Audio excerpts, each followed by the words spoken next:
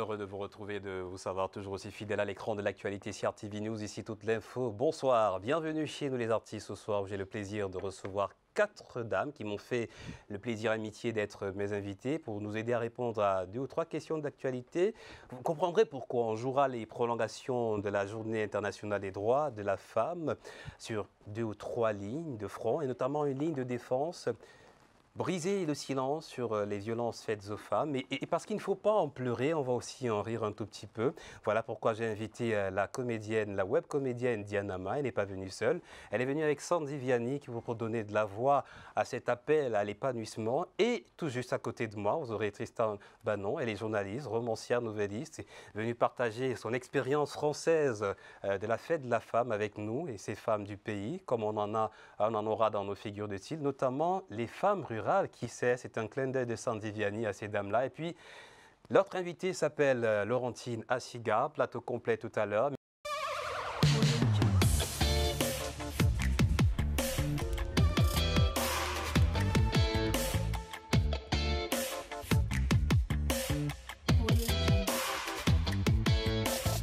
Ceux qui sont même en mesure de débloquer la situation des anciens ne sont pas passés par les enseignants. Je suis même dépassé. Donc on parlait d'enseignants, tu te lèves, tu dis que non, comme un enseignant coûte ton argent. Tu dois tout à l'enseignant.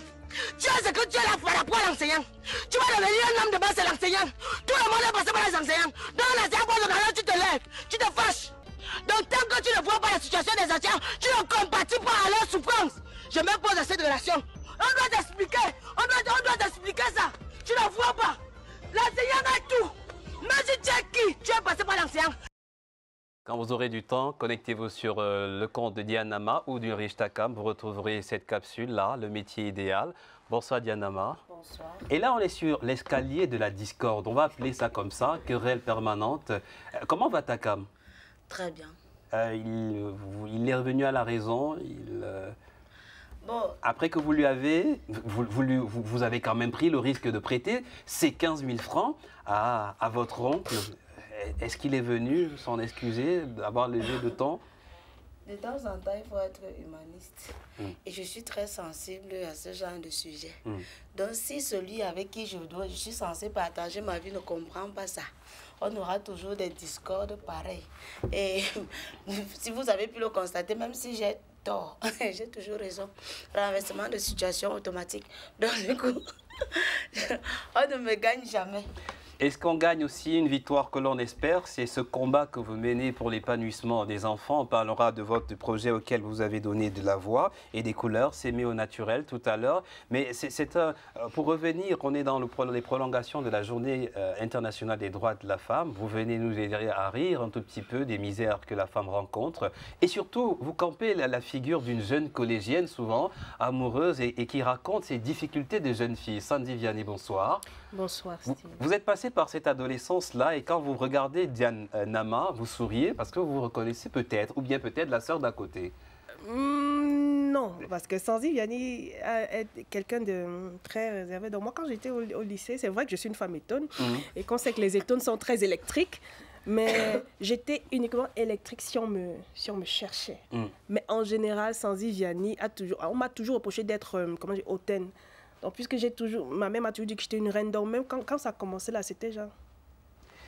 Et je suis heureux d'avoir une reine sur le plateau. Regardez ses cheveux au vent, c'est à l'image des crinières de Lyon, indomptables, engagées pour l'émancipation de la femme. Vous verrez aussi le look de Laurentine Assiga, si pareil. Je ne sais pas si Tristan Banon partage cette ambition-là. Je ne partage pas la crinière de Lyon, j'adorerais, mon Dieu, mais malheureusement non. Mais en revanche, je partage les ambitions pour les femmes, évidemment. Et vous avez mouillé le maillot, comme qui dirait cette semaine, en vivant à la manière camerounaise et en partageant votre expérience, la fête de la femme. J'annonce une heureuse nouvelle. Nous parlerons de vos derniers ouvrages, de vos livres. Et tout à l'heure, hors micro, je parlais du début de La tyrannie, qui est l'un de vos romans, dans lequel vous décrivez la relation mère-enfant, un duo qui peut virer au duel souvent. Bien sûr, dans le cas de mères toxiques ou dans le cas de relations qui sont très violentes et qui abîment l'un et l'autre, l'une et l'autre. Avant de rentrer de plein pied dans la campagne que vous avez menée avec l'Institut français du Cameroun et à Yaoundé, une ambition partagée par Laurentine Assiga, je vous invite à découvrir justement ce qui peut accabler une jeune dame, et au point qu'elle aille se confier à son petit ami concernant la relation avec sa mère. Sauf que, s'il vous plaît, ça vire autrement.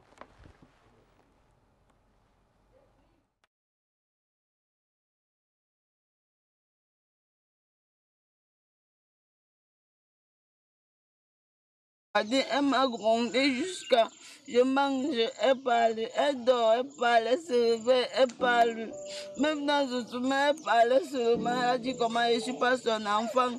Comment elle a su, les parents ici, là, les enfants sont les fiertés de leurs parents ici. Si moi je suis sortie seulement, elle ne sait pas. Elle est allée jusqu'à appeler l'hôpital où elle m'a accouché. Demander les infirmiers qui gardaient le jour qu'elle m'a couché pour savoir à qui on a donné son vrai enfant parce qu'elle est sûre que je ne suis pas son enfant. Elle a même appelé mon père pour dire que toute l'infidélité qu'il a fait avant là, il est pardonné et qu'il vienne me porter parce qu'elle est fatiguée de rester avec la malchance chez elle. Et elle m'a regardé encore gros dans les yeux comme ça là. Après, elle a donc décidé que non, je n'ai pas été plus à Douala, qu'elle va passer mes vacances ici, là, au village. Je pars mardi. Où? En congé. Quel congé? Les congés de Noël, non? Où? À Douala, non? Donc tu pars à Douala? À Bonabéry.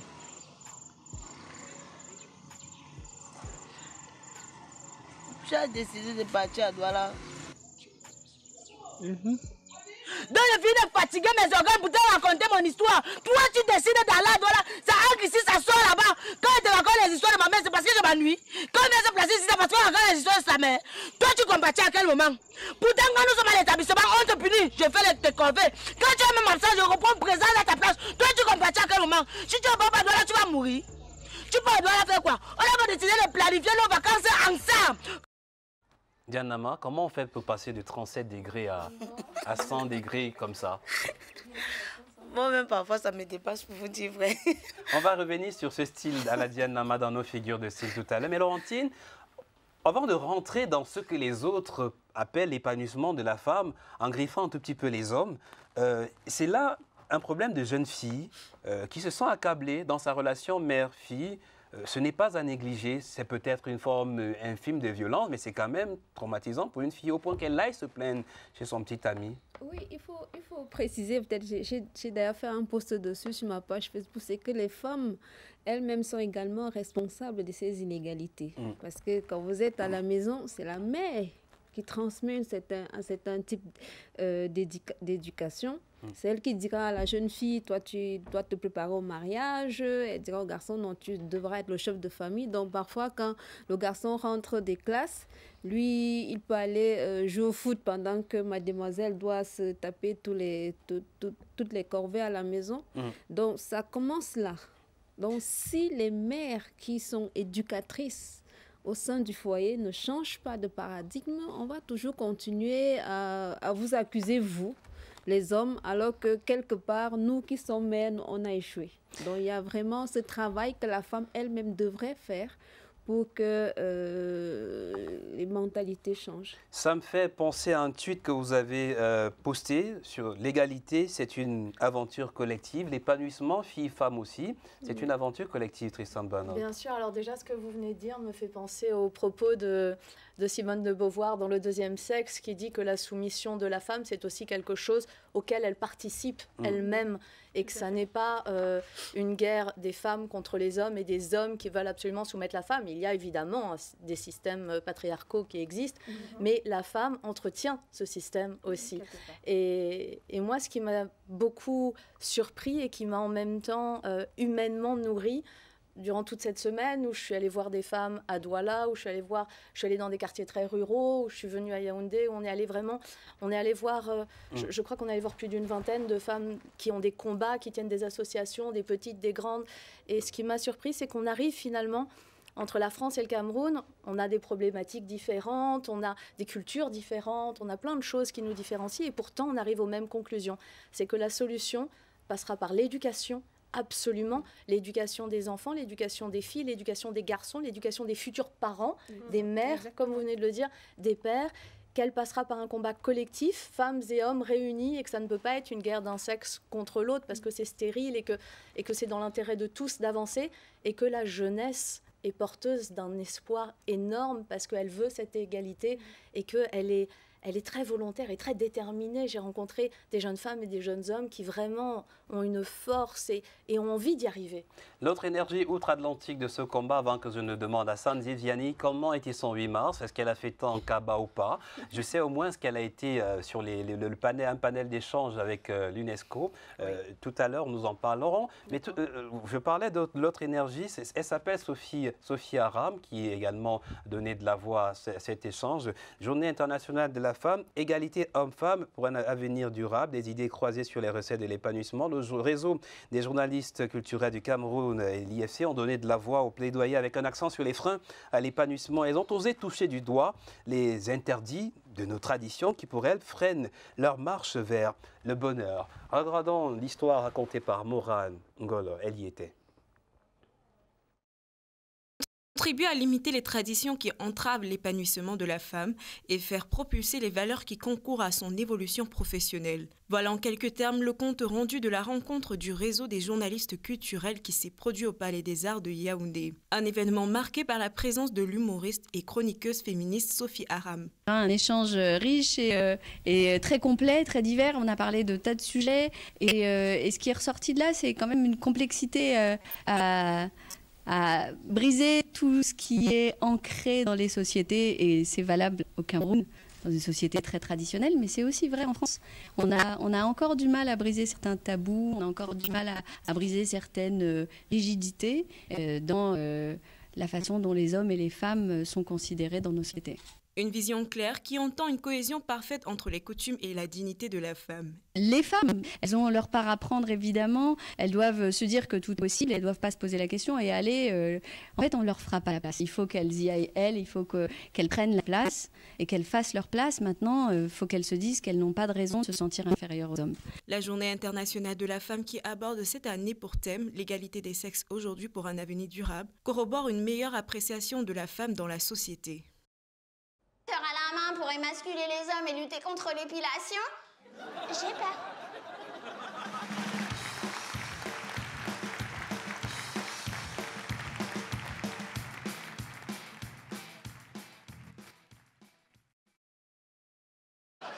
Joggeuse tuée.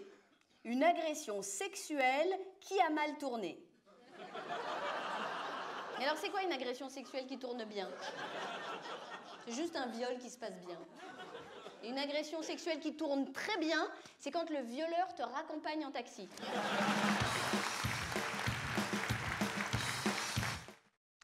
Femme, flamme ardente dans les tâches les plus ardues. Vous entendrez cette phrase tout à l'heure dans la lettre que Serge Pout écrit aux femmes. Mais en attendant, vous avez vu Sophie Aram, qui était de la partie, qui a donné de la voix, et qui, je l'ai dit en synthèse, s'arme d'humour contre le sexisme. Ça aussi, c'est un sujet que vous avez développé.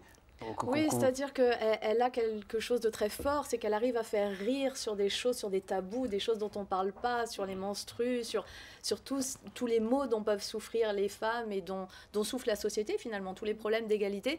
Et en faisant rire, elle fait réfléchir. Et Sophie Aram a une force de frappe énorme grâce à l'humour. Ce qui nous a quand même impressionné, c'est le nombre de vues, d'abonnés que vous avez sur votre compte Twitter. Vous considérez comme influenceuse? Non, je pense J'ai compté, hein, c'est près de... C'est beaucoup, c'est près de 14 000 par là. Je pense que ce qui se passe, c'est que j'ai essayé de proposer un féminisme qui nous réunisse. Et que, en tout cas en France, on avait un féminisme qui se développait, qui était très revanchard et très guerrier, un féminisme qui était tout entier dirigé contre les hommes. Et vous dites que ce n'est pas ça? Moi, je suis persuadée que ça n'est pas la solution. Alors, je dis souvent, parce que c'est une phrase de mon livre, que mener un combat pour l'égalité et s'aliéner la moitié de l'humanité pour y parvenir, c'est une hérésie. C'est comptable, c'est mathématique. On a besoin d'être tous ensemble pour arriver à une égalité. Mais j'ai été très, très, très troublée et très surprise et très rassurée de constater qu'en arrivant ici, où pourtant vous avez des problèmes qui sont terriblement graves et importants, et où, pour le coup, il y a un véritable système patriarcal qui continue de s'imposer. J'ai rencontré aucune femme qui a un esprit de revanche. Je n'ai pas rencontré de femmes qui veulent aller contre les hommes. J'ai rencontré des femmes qui veulent dire aux hommes, on est vos égaux. Il n'y a pas de raison qu'on soit traité différemment. Il n'y a pas de raison de toucher à l'intégrité de notre corps, mais on veut avancer ensemble. Le message que nous avons noté, j'ai bien compté, maintenant c'est 16 700 abonnés. C'est beaucoup. Alors, l'égalité, c'est une aventure collective. Mon féminisme est universaliste, en rupture avec nombre de théories néo-féministes et en opposition avec les obligations de l'intersectionnalité. On a compris, et vous l'avez expliqué tout à l'heure rapidement, on fait être rapidement, ce qui marque un peu votre bibliographie. D'ailleurs, on verra en image tout à l'heure les pages de vos livres, les mots, les notes que vous posez sur le chagrin des femmes. Et revenons sur le plus récent, La paix des sexes. On va y aller au pas de course parce que vous allez partir prendre l'avion tout à l'heure. Alors, La paix des sexes 2001-2021, c'était le dernier. C'était mon dernier livre. Alors, c'est un livre qui traite du féminisme, mais c'est vrai sous un angle assez français, parce qu'en France, on a un droit qui consacre entièrement notre égalité, ce qui est pour partie votre cas. Le problème, c'est qu'à côté de votre droit, vous avez aussi les traditions, les coutumes et les habitudes. Et voilà. Et nous, on n'a pas ça. En revanche, on a des foyers où le sexisme demeure, et quelque part, ce sont des formes de coutumes, des formes d'habitudes qui continuent de s'imposer. Donc finalement, il y a des problématiques qui se ressemblent.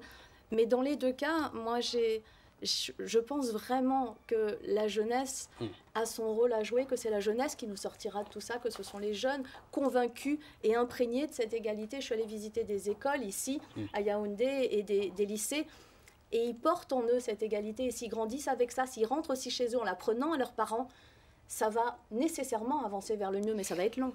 Sandy, oui. L'une des lignes fortes de l'émission, c'est briser le silence pour vaincre la violence. Tout à l'heure, Sophia Ram a parlé des violences, de viols.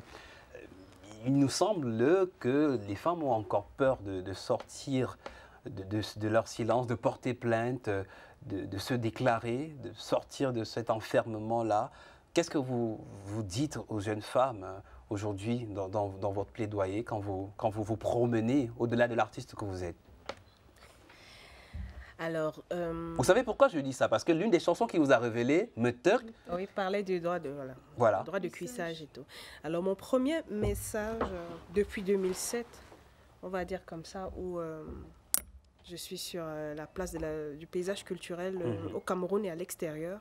Ce que je dis toujours aux jeunes femmes, mais beaucoup plus aux jeunes femmes artistes, hein, que ce soit dans l'humour comme ma jeune sœur à côté, Diane, ou celles même qui sont mes aînés ou celles qui sont mes égaux, on va dire comme ça. Oui, mes égaux. C'est que il faut arrêter de compter sur les autres avant de compter sur soi. Il faut savoir que nous devons travailler à notre autonomisation.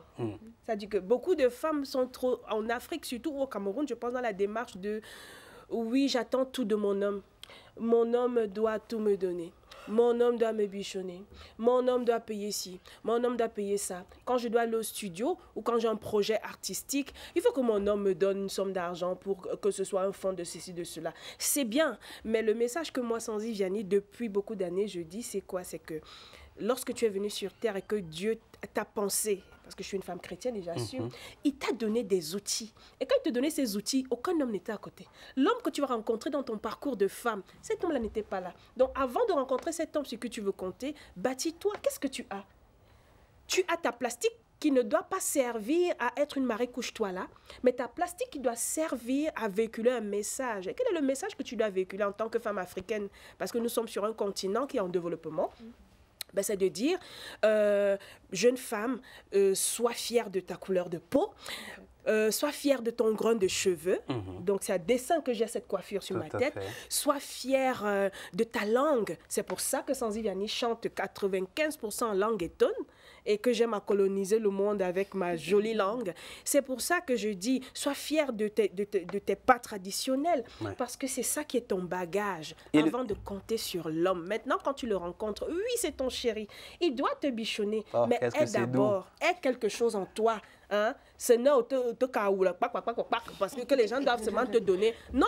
Il faut d'abord être rempli. Quand on est rempli, en fait, l'homme en face, il se dit, waouh! Cette femme est déjà pleine. Il devient une plus-value.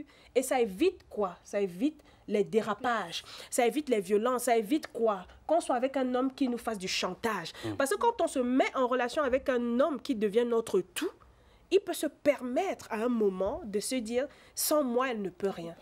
Et pourtant, vous pouvez tout, les femmes peuvent. D'ailleurs, vous utilisez la technologie de votre temps, Internet, vous êtes très connectés. Et on vous a vu d'ailleurs sur votre récent post sur Facebook, le 8 mars, ce qui m'a attiré, c'est ce que vous avez dit en tant qu'artiste musicienne, partenaire de l'UNESCO et formatrice dans le cadre du programme Résiliart. Mon intervention portera sur l'importance de placer la femme artiste au centre des programmes de l'UNESCO. Et ce n'est pas seulement l'UNESCO. Oui, c'est très important. Pourquoi? Parce que je pense humblement, peut-être c'est parce que je suis une femme artiste, je ne sais pas, mais je pense que pour changer, pour transformer la société, l'art associé à l'éducation est une arme terrible. Puissante. Une arme puissante. Et l'art dans tout son sens, par exemple, nous sommes ici, nous avons une artiste humoriste, nous avons une artiste comédienne, chanteuse, auteur-compositeur, nous avons une autre artiste dans le cadre de une journaliste dans la littérature. Ouais, tout à fait. Vous vous imaginez si une femme, je ne sais pas moi, chanteuse, fait une chanson où elle dit aux petites filles de 5 ans, « Je suis belle, je suis une princesse, mon cheveu crépus fait de moi une princesse. » Ça n'a l'air de rien ce que je viens de dire. Mais toute la génération de petites filles qui vont écouter une chanson, de petites filles africaines, je précise, ou camerounaises, qui vont écouter la petite chanson. Elle grandit avec. Elle grandit avec. Lorsqu'elle va se retrouver en face d'une personne qui va vouloir utiliser le racisme pour la rabaisser, il aura en face d'elle une personne qui n'aura pas de complexe d'infériorité. Elle va dire, mais tu parles de quoi, toi? Tout à fait. Mes cheveux sont jolis, ma peau est belle, je suis une très belle créature. De quoi tu parles, toi? Je suis sûr que vous allez adorer le projet S'aimer au naturel, édition 2, auquel Diane Nama apporte des couleurs, le bio-colle à la peau. On en parle tout à l'heure dans nos figures de style. Et avant de partir, il y a quand même, à propos des violences faites aux femmes, des enjeux graves à souligner autour des silences complices. Vous avez connu ça, sur les femmes violées, violentées par exemple. Le viol n'est pas reconnu au sein du couple.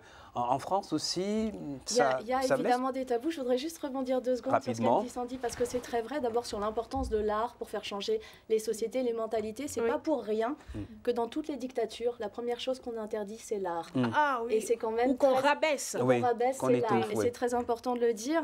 Et la deuxième chose, c'est l'autonomisation, des femmes et des femmes qui s'assument et qui peuvent subvenir à leurs besoins sans tout attendre d'un autre, quel qu'il soit, nécessairement sont des femmes plus libres. Voilà, c'était une parenthèse. Et pour vous répondre, la force... En faisant le bilan du mouvement MeToo aussi. Hein. Bien sûr, allez-y rapidement. Bien sûr. Et la force du tabou, elle est encore assez forte en France. J'avoue que le passage de MeToo a quand même changé énormément de choses. Je sais qu'ici, c'est encore un problème très, très, très imprégné, surtout dans les cas d'inceste et de viol sur les jeunes femmes. C'est quelque chose, la famille juge encore ça de façon terrible. Et je pense que la seule façon de dépasser ça, c'est de parler absolument. Et encore une fois, la jeunesse a son rôle à jouer. Et juste pour conclure, ce que vous venez de dire, Sandy, est très vrai, à tel point que je suis allée dans une école hier, une école de tout petits. Il devait avoir un peu moins, ma fille a 6 ans, je crois qu'il devait avoir 5 ans. Et ils étaient une centaine à avoir appris une chanson. Je ne me risquerais pas à la chanter, mais c'était « Si tu touches à mes parties intimes, je le dirai ». Si tu touches à mes parties intimes, je le dirai. Et après, le refrain, c'était « Je le dirai à ma maman, je le dirai à mon papa. Si tu touches à mes parties intimes, je le dirai. » Et comme ils apprennent ça, mais oui, et ça passe par l'art en plus, et puis ça rentre dans leur tête, et ça devient une évidence qu'il n'y a pas de tabou à voir. Si on touche à nos parties intimes sans qu'on les désire, il faut le dire.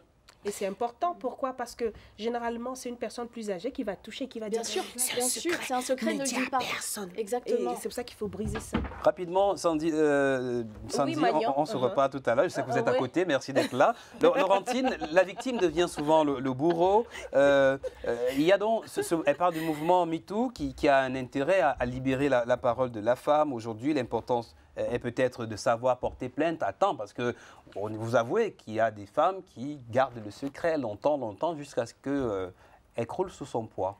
Alors, elles gardent le secret, pourquoi? Parce que très souvent, la société ne leur accorde pas de crédit. Merci. La peur? La peur, ou la peur de ne pas être entendu? La peur de ne pas être entendu, le jugement des autres, parce qu'on va dire, ah, qu'est-ce que tu faisais là? Si c'est un cas de viol, par exemple, on dit, ah, peut-être que, bon, comme moi j'ai mon épaule un peu dénudée là, oui, c'est parce que tu as baissé... un guichet. Voilà, ton manche. Donc, il y a ce système-là où la femme n'est pas crue. Même quand tu vas à la police, je peux parler de mon cas personnel. Tu arrives à la police et que le commissaire décide de libérer ton bourreau sans ton consentement, alors que tu as reçu des menaces de mort de cette personne. On t'apprend après que non, c'est ton mari et donc tu ne devrais pas. Donc, parce qu'il y a entre guillemets, le sacro-saint lien du mariage, tu ne devrais pas porter plainte. Pourquoi tu amènes ton mari en prison où les enfants ont fait si? Oh, personne ne s'imagine le trauma que tu vis intérieurement. Donc, quand tu es face à ce mur-là, tu te dis à quoi ça sert de me plaindre? Peut-être toi-même, de façon interne, tu commences aussi à mûrir des idées de revanche. Si tu ne parles pas, si personne ne m'écoute, alors je m'arme moi-même. Donc, il y a ce silence de la société-là, ce silence un peu dédaigneux de la société qui fait que les victimes préfèrent se cloîtrer en attendant peut-être qu'un salvateur arrive. Mais, alors, vraiment, il faut que les autorités, que ce soit judiciaires ou policières, prennent vraiment ces problèmes-là à cœur. Parce que même au niveau de la justice, je peux continuer. Rapidement, on va libérer Tristan. Et c'était une femme qui ne croyait pas. Merci. Une femme. Une femme qui plus est une maman, donc vraiment d'un âge qui a préféré écouter, croire au manipulateur en face, qui a totalement renversé les faits. Et du coup, toi qui es victime, tu es présentée comme la menteuse. Et c'est à toi qu'on demande les preuves. Et même quand tu apportes les preuves, on doute toujours. Donc, les victimes sont peut-être larguées à elles-mêmes, mais c'est pour ça qu'après, vous voyez aussi des femmes qui usent d'empoisonnement et autres. Ouais. Alors, sans justifier, c'est les choses pires, graves. Peut-être Henri tout à l'heure dans les NAM Attitudes, on ne vous a pas oublié. Diane, tout à l'heure, vous allez nous décrire le projet de la jeune fille. Et l'autre image de celle que vous incarnez, la Donne Rémée. Vous allez vous passer au switcher de la jeune fille à la mère. Rapidement, Tristan, alors, il y a ça, on ne va pas rentrer dans la longue histoire du passé, mais vous avez souvent subi ces violences d'une manière ou d'une autre. Est-ce que, au-delà du sensationnel, de l'effet médiatique qui a pu avoir, c'est une cicatrice ou c'est, j'ai failli dire, une médaille de la renommée? Parce que, finalement, sortir du silence... Je dis souvent d'abord que j'ai été une victime et que je ne le suis plus. Ça a été très violent, honnêtement, ça a été très très violent. Il ne s'agit pas de dire qu'on en sort facilement, ça a été violent parce qu'en plus c'était avant MeToo, bien avant MeToo. Bien avant. Et c'était la réaction de la société, la réaction d'amis, même de proches, d'amis proches. Même dans la presse. Dans la presse évidemment, mais même d'amis proches qui étaient au courant, donc ils savaient que c'était vrai et qui ont dit on ne parle pas de ces choses-là, il ne fallait pas le dire, il ne fallait pas le sortir. Donc ça a été très violent. Après, une médaille, non, ça ne doit jamais devenir une médaille, et c'est une dérive quand ça devient une médaille, ça ne doit jamais être une médaille. En revanche, qu'on arrive à en faire une force, c'est la résilience, et je pense que les femmes et l'humanité d'ailleurs est très résiliente. D'accord. Et je résume je voulais rebondir rapidement sur ce que oui, Madame Laurentine a eu à dire. C'est beau, hein, Madame Laurentine. Donc, je voulais rebondir pour faire juste un petit cri. Vous savez, généralement, quand une femme est agressée et violée, celles qui sont les plus dures avec elle, ce sont les femmes. Donc, je voudrais demander à toutes les femmes qui nous écoutent ce soir, vraiment de faire un effort. Quand une femme est agressée, ça pourrait être votre sœur, ça pourrait être votre fille, ça pourrait être votre mère. Donc sur les réseaux sociaux, calmez-vous, mes princesses, mes reines. Ce n'est pas évident parce que c'est pas facile déjà d'avouer qu'on a été sexuellement agressé. Ce n'est pas facile de voir ces photos d'elle nue sur la toile. Alors lorsqu'une femme voit sa dignité bafouée sur la toile, ne venez pas ajouter le sel dans le sucre ou alors, s'il vous plaît, donc c'est vraiment un plaidoyer. Il ne faut pas retourner le couteau dans la plaie parce que c'est pas évident de se placer et de dire j'ai été agressé. Ce n'est pas jouissif, je vais dire ça comme ça. Ça ne nous donne pas de la dignité de voir ses parties intimes exposées sur la toile. Donc quand une femme est victime de ça, ne soyez pas les premières à l'accabler. Soyez plutôt d'un réconfort, soyez une béquille. Merci en tout cas et nous allons vous dire merci. Merci à vous d'être venu en Merci disant à vous et bravo pour ce que vous faites. Bravo, bravo aussi. En partageant quelques premiers mots que j'ai piqués sur la 4e de couverture de votre livre. Je suis une femme, je ne suis pas une victime, je l'ai été. Ces choses-là passent quand le statut de la victime tente à devenir une... Voilà. C'est tout dire, c'est résumé de ce que vous avez dit. On ne va pas héroïser la victime, mais il faut rester la guerrière. Bien sûr, il faut avancer, il faut toujours vouloir avancer. Et même quand on a été victime, on a encore plein de choses à faire dans la vie. Et il faut dépasser ça, mais c'est pas facile. Prenez le courage de ces dames à la crinière. Et là, l'art aide énormément. Je pense aussi. Allez retourner en France avec l'énergie indomptable de gagner, mais mener le combat. Je vais avoir ma petite larme à l'œil en quittant le Cameroun. Bon courage. Merci. Bon voyage et nous continuons. Bon voyage, bon retour. Avant de partir. Il y a le coq dans les valises, avec le bâton. Pour les sœurs, restez de l'autre côté de la mer. En tout cas, à suivre, avant de partir, je vous invite à suivre rapidement la lettre de Serge Pout aux femmes. C'est dans notre rubrique rue Foudangono, qui est l'adresse du Centre culturel camerounais au Cameroun.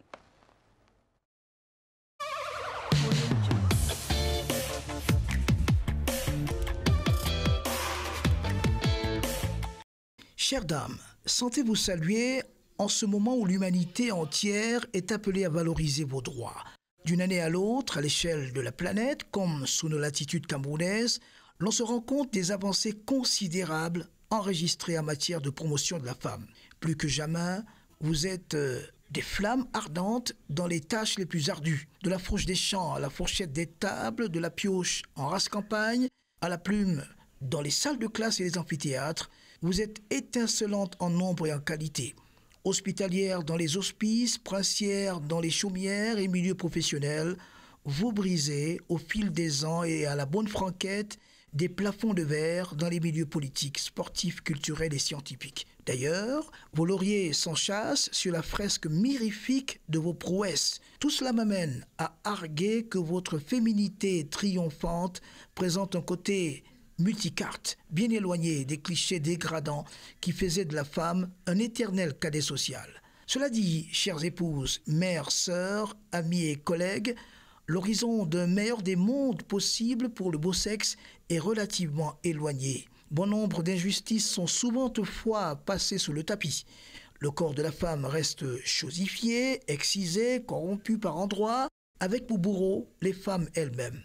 Pour autant, qui ne se souvient de la bonhomie sans mesure de la femme dans ses rôles variés, qui n'a butiné dans la floraison de ses largesses de pourvoyeuse de vie. J'aurais aimé apposer à cette missive un timbre et un cachet postal. Puisse le son de ma voix représenter le timbre de la rédaction de la CRTV Télé qui clame haut et fort « Femmes, nous vous aimons ». Quelle belle flamme déclarée aux femmes, nous vous aimons aussi. On repercute l'écho. Merci d'être chez nous les artistes. Après avoir échangé avec Tristan Banon, Sandy, nous continuons. Rouge, il te manque du vert, ça aurait fait vert ou jaune là. Mais bon, heureux moment. Mais bon. Oui, c'est dans le cœur. C'est dans le cœur. On a tous le cœur vert ou jaune aujourd'hui pour mener cette heureuse aventure. En 3 lignes, être femme et artiste, une émancipation à conquérir. Frein à l'épanouissement, les femmes préfèrent en rire, briser le silence, vaincre la violence. On dit en rire parce que c'est parfois pas mal, c'est tellement agréable de rire des choses sérieuses. L'humour peut aussi sauver. C'est un peu ce mouvement-là que vous initiez, Dianama, en campant la figure de la jeune fille. C'est sur ce créneau qu'on vous a vu. Et d'ailleurs, vous allez nous raconter comment vous en êtes arrivé là. Vous êtes également la Donne Rémé, qu'on connaît sur les réseaux sociaux, avec la complicité de Morane Ngolo à l'édition. On verra ça. Mais avant, vous êtes sur un projet, S'aimer au naturel. Vous n'aimez pas la dépigmentation. Alors là, pas Le du bio tout. vous colle à la peau. Ah oui, oui. Oui. Alors, j'ai décidé de me lancer dans ce projet parce que, voilà, on se rend compte qu'au jour le jour, les femmes se lancent plus dans la dépigmentation et dévalorisent notre peau noire, qui a une très belle peau d'ailleurs. Donc, du coup, je me dis, moi, on me donne une peau jaune. Je pars avec. C'est pas pour dénigrer les femmes qui sont naturellement, naturellement brunes, mais je ne parviens pas à comprendre comment une femme peut quitter d'une peau noire à une peau jaune. Une peau aussi, parce que si moi je décide par exemple d'être jaune demain, je prends le la clair. Mais pour être noir, c'est pas facile, c'est une peau magique. Donc du coup, je décide de me lancer et dis voilà, on a une magnifique peau. Dieu nous a donné une excellente, magnifique et belle peau. Il faudrait la valoriser. Et c'est dit, même si tu te retrouves devant par exemple un blanc et dis ça là, plein de mélanine, il n'y a pas d'eux. Beaucoup de vitamines quand elle en parle. Oui, plein de mélanine, Laurentine. Oui. C'est un coup, oui. En fait, moi, je me dis, au-delà de tout, c'est qu'il faut apprendre à s'accepter soi-même. Oui, c'est ça. Qu'on soit noir, blanc, métis ou autre, vraiment, il faut apprendre à s'accepter, à s'aimer. C'est vrai qu'on ne choisit pas sa peau, mais je crois que si un tantinet, on croit au Créateur, il sait pourquoi il nous a choisi ce magnifique teint-là. On ne va pas faire la guerre des épidermes, mais chacun doit, dans cette diversité, savoir s'apprécier et bon, peut-être c'est aussi à cause un peu de vous les hommes, mais vous aimez trop les filles. Donc, apprenez à consommer tout. Je suis innocent. Cessez de créer les frustrations. Sur ce plateau, je suis innocent. Cessez de créer les frustrations qui poussent dans ces femmes. C'est de, ok, comme il y a un teint commercial, on va un peu s'y lancer aussi, mais il faut qu'elle sache que derrière, elle s'abîme. Elle s'abîme à l'extérieur et à l'intérieur. Acceptez-vous. Celui qui vous aime va vous choisir tel que vous êtes. À ma droite, Sandy Vianney, d'ailleurs, je ne trahis rien, elle doit son Sandy Vianney, et si vous ouvrez le dictionnaire Etone, vous trouverez que ça signifie soleil. Elle est donc d'un jaune éclatant. Quelle belle poésie pour ce que vous appelez le temps commercial, mais c'est votre teint, il est naturel. Oui. Merci. Alors, nous sommes tous, comment je vais dire, black. Donc on sait reconnaître quand il y a le tchatcho. Donc, ça se voit. Mais je suis très émerveillée parce que j'écoute. Et ça me plaît d'écouter une jeune femme de la génération de Diane valoriser cela parce que nous qui sommes d'une autre génération, on peut vite comprendre certaines choses, mais nos bébés de maintenant, là, surtout avec la pression sociale, ce n'est pas évident parce que nous sommes dans une génération où une jeune fille ne va plus rêver, et je l'ai dit à l'UNESCO, c'est désolant de voir qu'une jeune fille camerounaise aujourd'hui ne va pas rêver d'être députée, ne va pas rêver d'avoir un rang dans la société, ne va pas rêver de faire de grandes études, mais va rêver d'avoir un iPhone. Mon bébé... Un sac de marque. Un sac de marque. De se faire d'être reine sur TikTok. C'est bien si après ce qu'il y a derrière met le Cameroun en avant, mais il faut s'aimer comme on est. Il faut, comme Laurentine disait, il faut aimer sa peau, il faut aimer son grain de cheveux. Même quand on décide d'avoir des extensions comme nous là, il faut que ça se rapproche vraiment de la poupée Barbie qu'on est, voilà, dans notre biotope. Et on espère... Non, la poupée étonne Barbie, c'est pas pour nous. D'accord. Ce n'est pas encore venu, on espère qu'il y aura. Les poupées à Bena? Les poupées à Bena. On leur fait un clin d'œil. Voilà, poupée à Siga. Ça arrive, poupée Viane. Merci d'être chez nous les artistes. Nous partageons la richesse d'une rencontre ce soir avec les dames. Hier, j'ai dit demain au féminin. J'ai pensé à vous. C'était un vieux projet de Sandy Vianney. Vous voyez que j'ai la mémoire, moi. Que ça. Alors, ça dépend parce qu'aujourd'hui, demain au féminin, j'ai délocalisé demain au féminin du côté de la Suisse, en fait. Et ce qui est pas mal, ça épouse aussi le thème même de la journée des femmes aujourd'hui pour un avenir durable. C'est ça.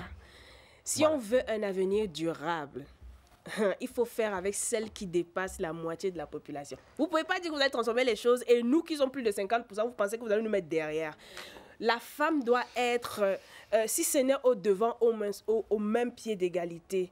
Non pas comme quelqu'un avec qui on combat, non pas une challengeuse, mais un partenaire, quelqu'un qui nous accompagne.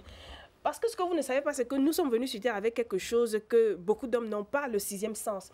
Avoir une femme... L'intuition, qui est une forme de connaissance. La vision. On a ce truc-là qui fait que si on est entouré de femmes visionnaires, on a déjà 50% de chances de réussir. Pourquoi? Parce que la femme peut nous dire...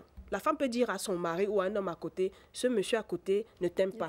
Ce monsieur te jalouse. Ce monsieur a quelque chose qui n'est pas bon. Les hommes ne voient pas ce que nous, parfois, les femmes, nous voyons. Donc, si on veut un avenir durable, il faut faire avec les femmes. Merci d'être là pour nous. Laurentine Assiga, tout à l'heure, on prendra le résumé, ce qu'on a retenu au réseau des journalistes culturels du Cameroun tout à l'heure. Mais je prends quelques mots de Gadji Sely. L'homme n'est rien sans la femme. Derrière un grand homme se cache une grande femme. Et j'en vois qui veulent y sursauter. On est d'accord, à côté d'un grand homme, il y a C'est ce que j'allais dire. Femme. Je sais, je savais. La femme doit être... Allons dans le zapping de l'histoire. On retrouvera nos Namatitudes tout à l'heure dans nos figures de style. Allons dans le zapping de l'histoire pour partager un moment d'histoire, justement.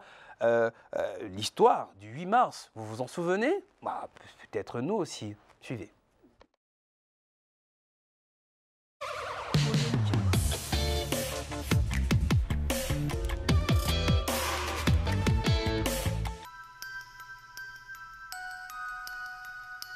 Comment le 8 mars est devenu la journée internationale des femmes? Au début du XXe siècle, des femmes de tout pays s'unissent pour défendre leurs droits. L'origine de cette journée s'ancre dans les luttes ouvrières et les nombreuses manifestations de femmes réclamant le droit de vote, de meilleures conditions de vie et l'égalité entre les hommes et les femmes, qui agitèrent l'Europe et le monde occidental au début du XXe siècle. La création d'une journée internationale des femmes est proposée pour la première fois en 1910, lors de la conférence internationale des femmes socialistes par Clara Zetkin, et s'inscrit alors dans une perspective révolutionnaire. La date n'est tout d'abord pas fixée, et ce n'est qu'à partir de 1917, avec la grève des ouvrières de Saint-Pétersbourg, que la tradition du 8 mars se met en place. Après 1945, la Journée internationale des femmes devient une tradition dans le monde entier. Et jusqu'à nos jours, la date est réinvestie avec le regain féministe des années 70. Et là, Journée internationale des femmes est reconnue officiellement par les Nations Unies en 1977, puis en France en 1982. C'est une journée de manifestation à travers le monde, l'occasion de faire un bilan. La journée des femmes reste aujourd'hui d'une brûlante actualité, car tant que l'égalité entre les hommes et les femmes ne sera pas atteinte, nous aurons besoin de la célébrer.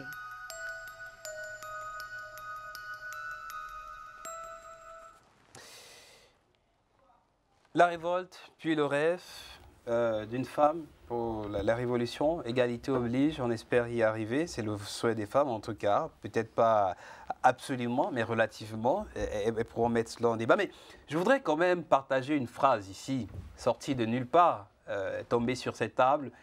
Vous nous avez arraché nos choses. Il s'agit des mots de Laurentine. Pourquoi? À propos de Bikoutsi. Vous savez, le rythme, on prête aux dames, aux femmes petits d'être les mères même du Bikoutsi, parce que à l'époque, en allant à la rivière ou sur le chemin du retour, elles se retrouvaient entre elles pour partager leur peine, trépignant de douleur, tapant les pieds au sol. Et cela a donné Bikoutsi. Sandy et Laurentine approuveront ça ici.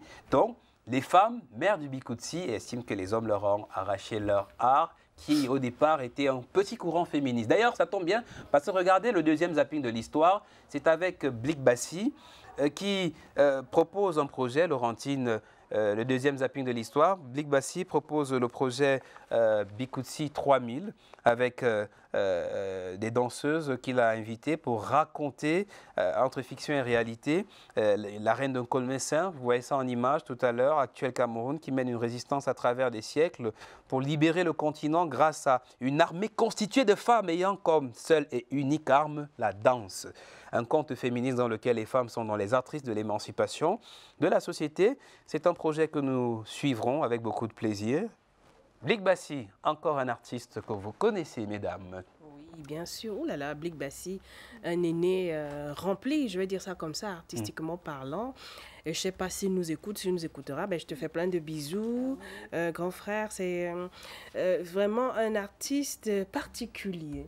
Il est un trésor pour le Cameroun, je le dis comme ça. C'est un grand trésor pour cette nation. C'est dommage que ce soit un trésor qui ait eu à éclore de l'autre côté. On ne va pas entrer dans ce débat, mais il nous représente valablement. Et puis, il fait tout pour qu'il y ait une relation, une courroie entre le Cameroun et l'autre côté où il vit. Comme qui dirait artiste très d'union, il n'est pas seul dans ce projet. Il y a Ami Yerwolo, Joyce Babatonde, que vous connaissez, et Caresse Soso. On vous fait un clin d'œil, mesdames. Merci d'être là. Troisième zapping de l'histoire. Cette fois, c'est avec une belle histoire, une icône du féminisme africain. C'est un nom qui nous vient du Nigeria, chez Maman Ngozi, qui est pas une pionnière, mais une icône. D'ailleurs, on nous suggère cette femme, peut-être à l'adresse de la jeunesse, hein. C'est une femme qu'il faut absolument lire. Et d'ailleurs, justement, elle parle de son engagement féministe, qui n'est pas un combat contre les hommes, mais qu'il faut suivre. Et son arme, c'est la plume. Suivez. If I couldn't write, I don't think I want to live. It is the reason I am here.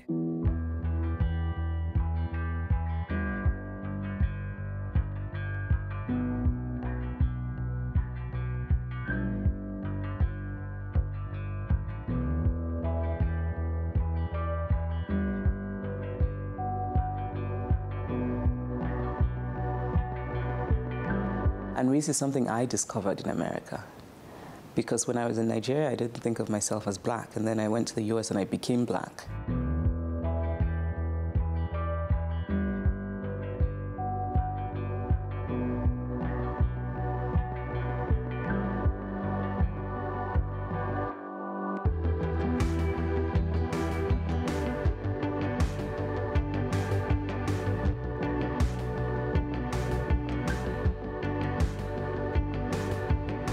We say to girls, you can have ambition, but not too much.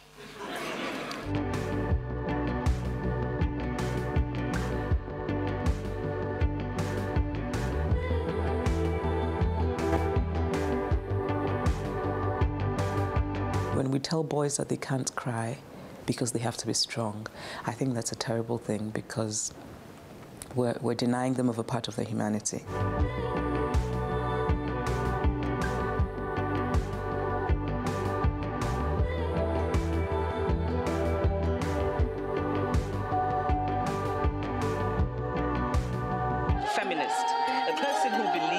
Social, political, and economic equality of the sexes.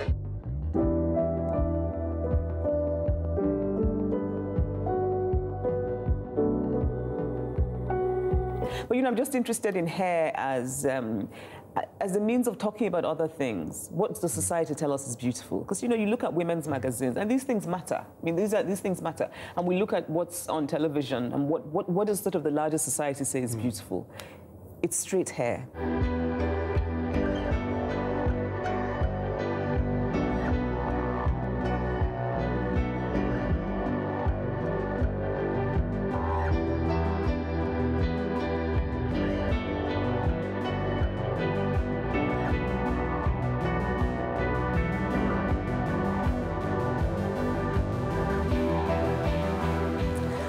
And so trying to make sense of that, I think is something that's also part of Americana. Ifemelu discovers she's black, and she starts watching and observing and learning, and then she starts writing this blog about race. And she's making fun of a lot of things, and she's saying many of the things that Americans are kind of not allowed to say.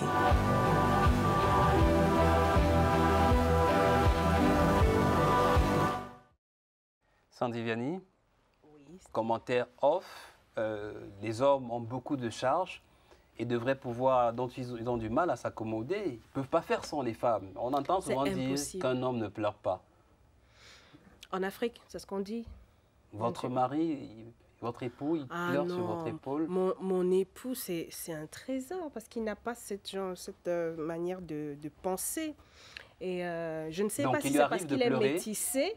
Ah oui, mon mari a ces moments où il est viril.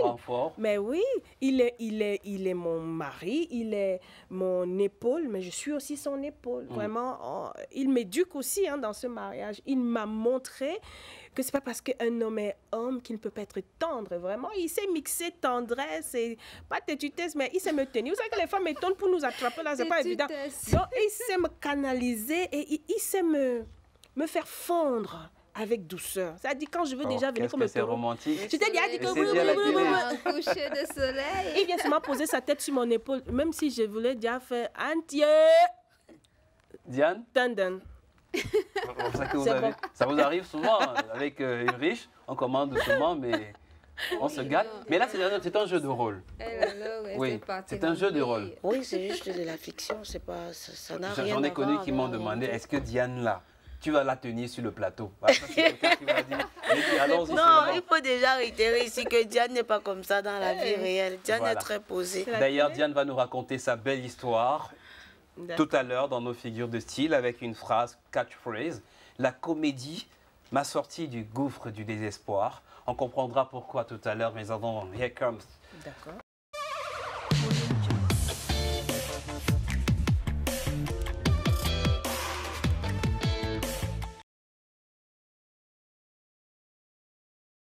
C'est quel genre de gars ça?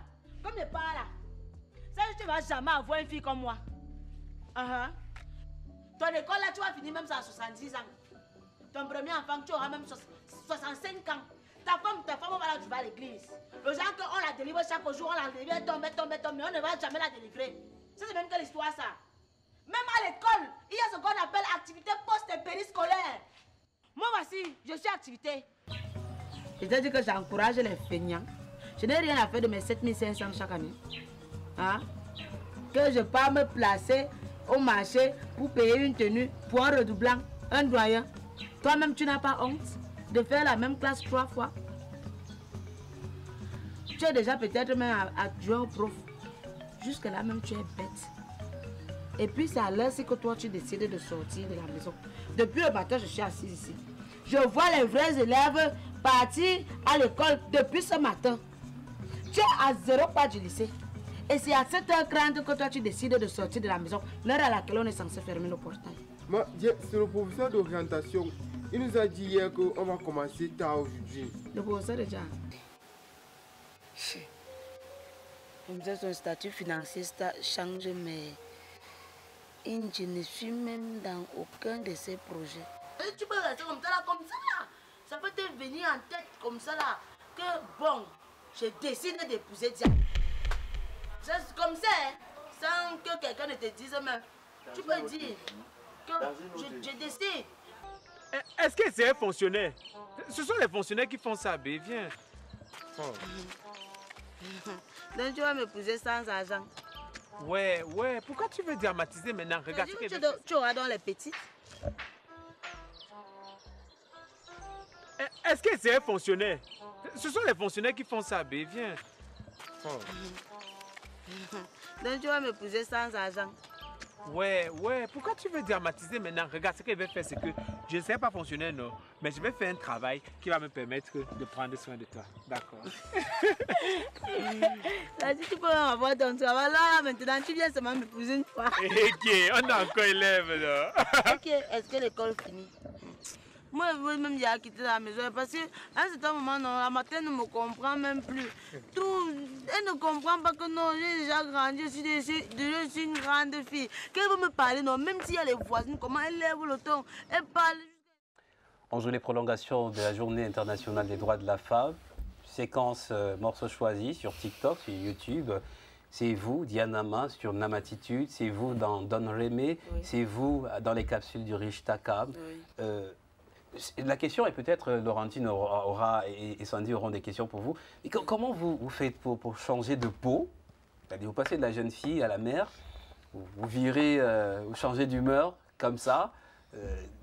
Qu'est-ce qui vous a inspiré ce rôle-là, qui aujourd'hui vous révèle, vous crevez l'écran de la toile? Alors déjà... Est-ce que c'est un mal-être de jeune fille qui veut partager ce que les autres filles vivent? Oui, je peux prendre aussi ça comme ça. Mais tous les rôles que je joue, ce sont juste des personnages. Et je me suis dit, il ne faudrait pas que je sois statique dans un personnage, qu'on puisse me référencier sur un personnage. Et puis à la longue, au bout de 2 ans, je deviens monotone. Je me suis dit, bon voilà, dans les capsules de Takam où j'ai eu assez de notoriété et de visibilité, là-bas, j'ai un personnage de petite fille innocente. Je me dis, bon, voilà, je vais gérer, je vais essayer de profiter de cette lumière-là pour me lancer en individuel. Et quand je me lance en individuel, il ne faudrait pas que je fasse les mêmes choses pour qu'on dise que Diane a un seul personnage. Diane, on retrouve Diane sur un seul angle, donc du coup, c'est sa limite. J'ai décidé de prendre un autre personnage parce que je voudrais que mes fans ou bien ceux qui me suivent se disent je parviens à me surpasser, peu importe le rôle qu'on me donne, j'assume. Donc c'est pour ça que dans les Namatitudes, je suis une femme accomplie dans un foyer et puis dans d'autres j'ai un rôle de mère. Voilà. Donc j'essaie de varier la chose. C'était aussi ça finalement le talent d'une comédienne, savoir se mettre sous mille peaux. Et quand je parle, vous souriez parce que c'est aussi, vous pouvez changer de la Sanzi filletonne à la Sanzi artiste, à la Sanzi entre guillemets intello sur l'antenne et puis à une autre Sanzi.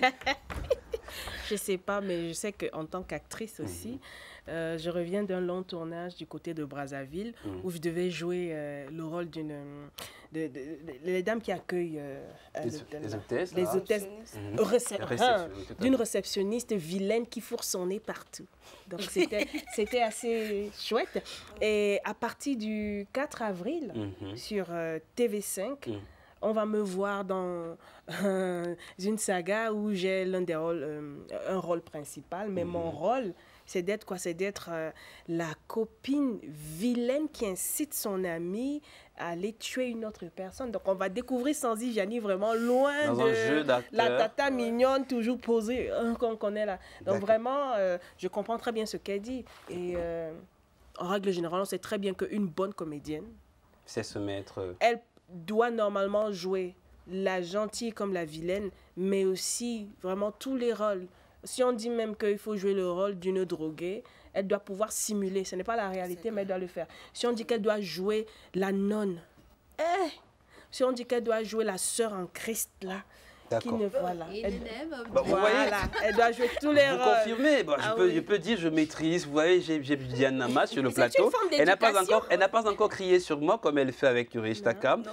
Mais plus sérieusement, et là on rentre un peu dans les secrets de votre histoire. J'ai lu quelque part dans l'une de vos biographies, la comédie m'a sorti du gouffre du désespoir. Quelle est l'histoire qui se cache derrière cette phrase, Diane? Alors, je me retrouve dans la comédie par pur hasard, si je peux le dire ainsi. Dans mes plans ou bien dans ma vision de la vie, je n'avais jamais songé à être comédienne ou même pas imaginé dans un coin sombre de mon cerveau que si on m'aurait dit que tu allais vraiment être comédienne, je n'allais même pas croire parce que Diane Nama a fait des études en droit. Comme tout bon juriste, je rêvais d'être dans un bureau climatisé. Ah, petite parenthèse, vous avez dit que si vous épousez Takam, l'enseignant, et que vous êtes avocat, voilà, vous allez faire la pause dans le quartier. Bon, parenthèse. Donc, pour moi, dans ma tête, j'étais déjà dans la fonction publique, ma vie accomplie et tout. Et puis, en 2017, mon grand frère, qui était un peu comme le chef de famille, parce qu'après le décès de papa, en 2007, c'est lui qui prend la relève. Il décède en novembre 2017. Ça me désaxe un peu. En 2018, je perds mon fiancé. Il décède le 1er septembre 2018. On était fiancés, nous étions censés se marier l'année qui suivait. Là, ça me met le moral à terre.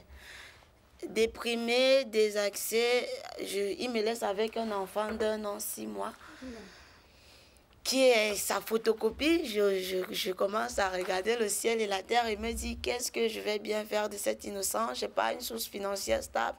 Je suis étudiante en master 2, je n'ai pas de revenus. Je suis déjà une charge pour ma mère. Vu que mon petit ami, mon fiancé, il est décédé, je viens encore ajouter une autre charge pas facile du tout. C'est comme ça que la légende Boussi, comédien aussi, on s'est familiarisé en 2014, puisque avant la comédie, j'étais danseuse. Je représentais l'université de Yaoundé 2 soirs en fan club. Et Moussi représentait l'université de Ngouaikele. Il me dit, Diane, tu as un truc, est-ce que ça te dit de surpasser et de prouver aussi dans la comédie? Je réponds aussi comme ça, peut-être pour me débarrasser, je n'y croyais même pas. Je dis ok, d'accord, on va voir ce que ça va donner. Donc en novembre 2019, on tourne la première vidéo, Syndicat des filles non draguées. On fait une photo, ça a bouleversé la toile.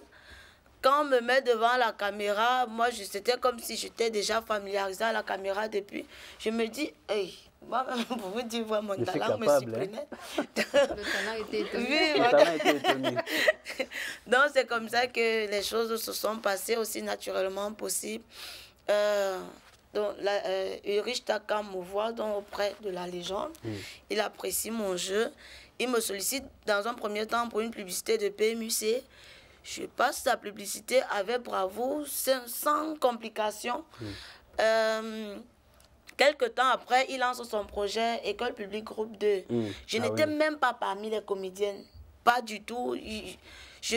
Comme j'avais quelques petites difficultés avec mes collègues, je lui ai écrit un message comme ça par pur hasard que si tu veux de mes services, bien vouloir me contacter individuellement. Comme ça, je ne sais même pas ce qui me passait par la tête. Le lendemain, il m'appelle, il me dit, tiens, ça tombe même très bien, j'ai envie de tourner École publique groupe 2. Et la comédienne que j'avais calée, c'était Aïssa Tounjao, je pense bien, qui avait signé dans une maison de production, donc où je suis là, je suis bloquée. Est-ce que tu es disponible pour tourner 25 jours à l'ouest? J'ai dit, moi, il fait quoi? Et c'était parti. Comme ma vieille, c'était parti. On a fini le tournage. Après, il m'a encore sollicité pour une publicité de Canal+. La vidéo où j'arrive, je suis en robe, il n'a pas mon temps. Ça prend aussi de l'ampleur sur la toile. Il m'appelle, il me dit, Diane, est-ce que tu vois l'évolution de la vidéo? Ça a du succès. Est-ce qu'on peut faire une autre vidéo pour voir? C'était une vidéo test. Dans le week-end qui suivait, dimanche, on fait une autre vidéo, accompagne, ça fait aussi boum. Il dit, voilà les capsules de Takala. Et c'était parti. Quelle belle histoire, Laurentine. Ça, c'est les histoires Nyanga qu'on pourrait, tout à fait, qu'on pourra retrouver dans les belles histoires, les top stories de Nyanga. Heureux d'apprendre ça, j'ai failli en avoir une larme. C'est aussi ça, les violences que les jeunes femmes rencontrent, c'est celles que le destin vous inflige. Et elle a su surmonter, faire de l'adversité un allié. C'est aussi ça, être résilient. Et quand je dis ça, je pense au projet Resiliart, transformer les difficultés en opportunités. Sandy, vous êtes aussi le porte-voix de ce projet. Alors rapidement, le temps nous tient à la gorge, on part. Oh là là, on va essayer. Hein. Alors Resiliart, c'est un programme de l'UNESCO qui a été mis sur pied avec les partenaires de l'UNESCO pour octroyer, je crois, une dizaine de récipiendaires, un fonds de 5 millions de francs CFA à chacun. Et non pas seulement donner les 5 millions, mais la particularité de Resiliart, c'est quoi? C'est que lorsqu'on vous donne les 5 millions, on vous dope aussi, on va dire ça comme ça, avec une formation. Formation avec des grands noms.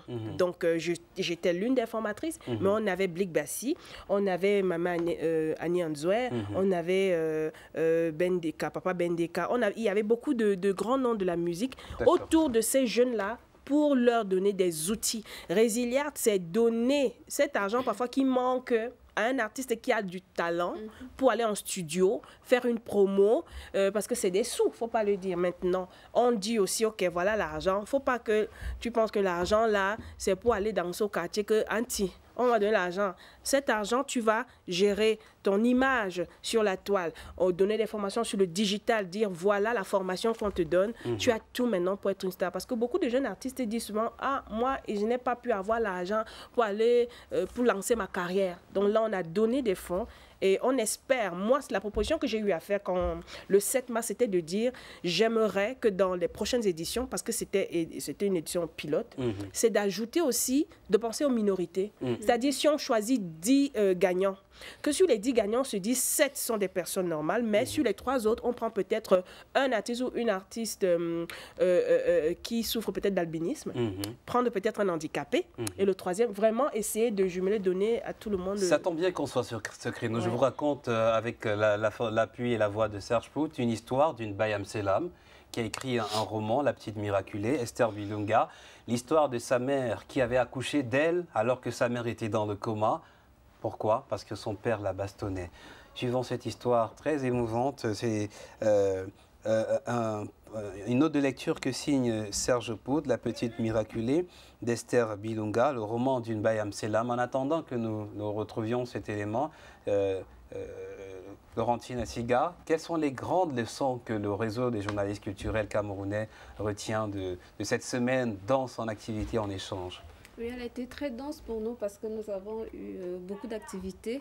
Déjà, cette rencontre avec Sophie Aram, qui est chroniqueuse et avec elle, on a épluché un peu l'impact négatif des codes traditionnels sur l'épanouissement de la femme. Il y a des choses qui ont été décidées, une façon de penser, une façon de faire qui a exclu la femme un peu de sa dignité. Et on s'est interrogé, nous, sur notre rôle en tant que journaliste, comment dépoussiérer les mentalités. Être le porte-voix, les porte-voix. Voilà, comment dépoussiérer les mentalités. Et on s'est engagé, on le fait déjà, on s'est engagé à le faire encore mieux. Et d'ailleurs, le thème de notre année 2022, c'est sur le patrimoine. Et qui dit patrimoine parle aussi de ces codes traditionnels. Et nous sommes en train de préparer les 10 ans de notre association en juillet prochain. Et le thème qu'on a choisi, c'est « On s'envole ». On s'envole, les patrimoines, les gardiens du patrimoine, en termes de richesse, c'est aussi ces Bayam Selam, pour qui Charlotte Dipanda a chanté, ces femmes rurales pour qui Sanzi Vianney a chanté. Mais avant, écoutons la belle histoire d'Esther Bilunga, racontée par Serge Pout, à travers un roman, La Petite Miraculée. C'est un long cri du cœur qu'Esther Bilunga a mis en mots dans La Petite Miraculée. Élément déclencheur de ce roman rétrospectif, les circonstances troubles de sa naissance. Le père n'a pas voulu comprendre quand la maman lui dit que je n'ai pas pris de l'argent, j'ai juste pris la lettre. Et elle est venue présenter ce qu'elle avait pris. Et le papa n'a pas voulu comprendre ça. Il est tombé sur elle. Il l'a bastonnée jusqu'à ce qu'elle est tombée dans le coma. Et c'est les douleurs de mon enfantement qui font revenir de son coma. Une violence conjugale qui a laissé des séquelles physiques et psychologiques indélébiles. Elle va surmonter les montagnes d'épreuves sur ce chemin de croix avec un modeste CEPE dans la poche. Au lieu de s'enliser dans un complexe d'infériorité, la dame de 50 ans décide de partager pour guérir et interpeller. Une façon d'emprunter l'ascenseur du progrès. Parce que quand un foyer a déjà des enfants, quand ils ont leurs problèmes personnels, ils doivent bien réfléchir avant de décider de se séparer. Parce que quand ils se séparent, c'est les enfants là qui souffrent.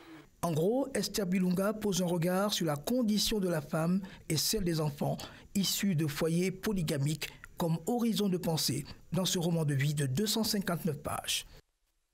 Merci Serge Pout. Dianama, rendez-vous rapidement sur le net. Namatitude, c'est quand? Les capsules, c'est quand rapidement? Namatitude, chaque vendredi, 15h. Don Rémé, chaque mardi, 15h sur ma chaîne YouTube, Diane Nama. Merci. La fin avec Pangminga de Sanzi Vianney. Traduction. Femmes de valeur. Femmes de valeur, ici c'est à l'image des femmes rurales qui sont aussi les mères nourricières des capitales. Merci d'avoir été chez nous les artistes. Merci Laurentine. Merci Steve, c'est un régal de te retrouver. Hein. Merci, c'est partagé. Dianama, saluez, transmettez notre chaleureuse amitié à Erich Takam. Blâmez-le quand cela est possible. On vous défendra. Sanzi, à très bientôt. Merci pour l'invitation. Clin d'œil aux femmes rurales, Pangminga. Mesdames, vous êtes nos reines. Bonsoir.